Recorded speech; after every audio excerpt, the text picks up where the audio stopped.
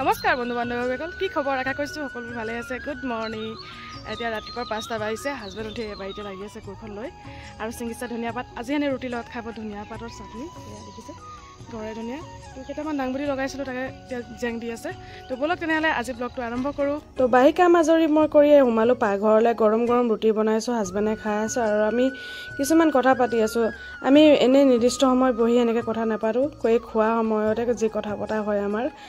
তো আমি বিহুৰে কিবা কিবি কথা পাতি আছিলোঁ। তো এনেকৈ কৰি মই হাজবেণ্ডক খুৱাই ল'লোঁ আৰু এতিয়া বাচ্ছাকো উঠাব লাগে। সি চিঞৰি আছে মা মা কৰি, কাৰণ এবাৰ তাৰ ওচৰত গ'লে আকৌ মই আহিব নোৱাৰিম। সেয়ে পটাপট হাজবেণ্ডক বনাই দি লওঁ বোলো।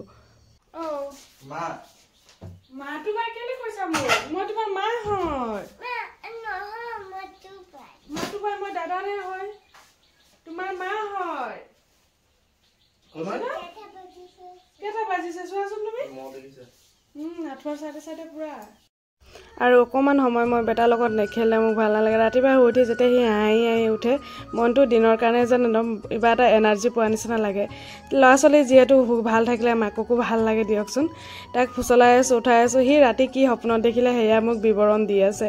ধুনীয়াকৈ কৈ আছে মই ৰুটি খালোঁ, কিন্তু তাক ৰুটি খাবলৈ বাপেকে মাতি আছিলে, কিন্তু সেইটো সি সপোনতহে দেখিলে বোলে। মই কম্বল টানি আছোঁ, মোক আকৌ নিদিয়ে নহয় কম্বল, দিয়ে ব্লেংকেটৰ লগত লাগিলে ধেমালি। এয়া আমাৰ সদায় হয়। তো মই কি কৰিলোঁ, পটাপট গাৰুখিনি ওলাই বিচনাখিনি ভালকৈ ঠিক কৰি তাক এৰি দিলোঁ অলপ সময়ৰ কাৰণে খেলিবলৈ। খেলক অলপ ব্লেংকেটতে আৰু বিচনাতে। Good morning. আমাৰ চকু হৈ উঠি এয়া ৰুটি আৰু চাটনি খাইছে, ধনিয়া চাটনি। বহুত ভাল পায়। কি খাইছা তুমি চকু? চাটনি আৰু ৰুটি খাইছা। টেষ্টি আছে। শাক জাতীয় বস্তু বহুত ভাল পায় চকুৱে। ঢেকীয়া হওক, যিকোনো মই শাক বনালে তাক ঢেকীয়া শাকেই হয়, আৰু খাই বহুত ভাল লাগে। চাটনি ৰুটি বহুত ভাল পায়, বাপেকেও ভাল পায়। মানে বেয়া পোৱা বস্তু চাগে খুব কমেই আছে নেকি ইয়াৰ। যিকোনো বস্তু হওক খাই, খালি জ্বলাটো অলপ কম হ'ব লাগে খাই। কিন্তু মাছ মাংস দিয়া নাই, নাখায়ো মাছ মাংস। কণী অলপ অলপকৈ খাব দিছোঁ আৰু এতিয়া।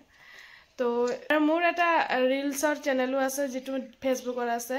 দীপ্তি ৰাণী কুৰ্মী মেইন পেজ হয় আৰু প্ৰফাইল হয় একচুৱেলি, আৰু পেজটো হৈছে দীপ্তি ৰাণী কুৰ্মী ব্লগ।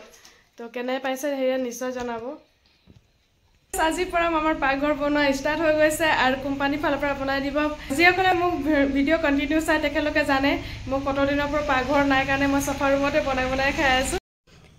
এনেই কিন্তু ভাবিব গ'লে একো ডাঙৰ কথা নহয় পাকঘৰ বনোৱাটো, কিন্তু যে মই এইটো সমস্যা এমাহ হৈ গৈছে জানেনে। কিন্তু ফাইনেলি যে আজি কামটো হ'ব, মোৰ মনটো বহুতেই ভাল লাগি আছে।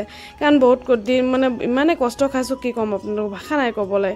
একেটা ৰুমত বহা, আকৌ ইফালে আলহী চালহী আহিলে মোৰ আৰু এটা সমস্যা হৈ যায়। পলক তাতে দৰ্জাটো মাৰি থওঁ, আহিলে নহয় মোৰ পিছে পিছে কিবা এয়া ফুল লৈ আহিছে, ফুল ফুৱাই দিলে মানে উৰি যায়।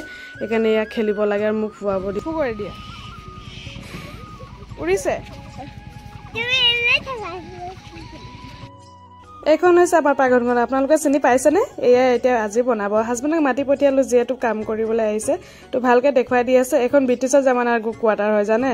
এইখন এতিয়া ধুনীয়াকৈ আমি ভাগি আৰু ভালকৈ বনাই লৈছোঁ। তো বন্ধুসকল, আপোনালোকৰ মোৰ ভিডিঅ' চাই কেনে পালে নিশ্চয় জনাব।